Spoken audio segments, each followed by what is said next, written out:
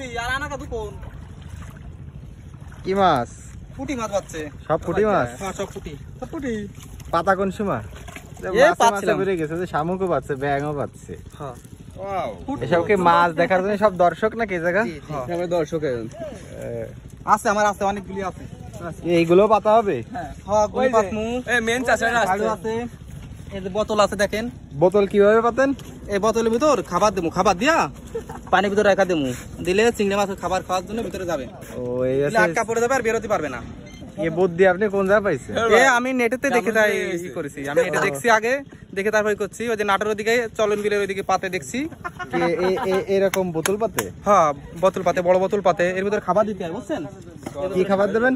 এর ভিতরে কসকো সাবান আছে, সাবান দেবো, তারপরে অথবা সাবান। হ্যাঁ সাবান দিয়ে আটা দিই, এগুলোই খাই। মানে ঘিরানে আসে, ঘিরান শুনেতে আসে, ঘিরানে আসে।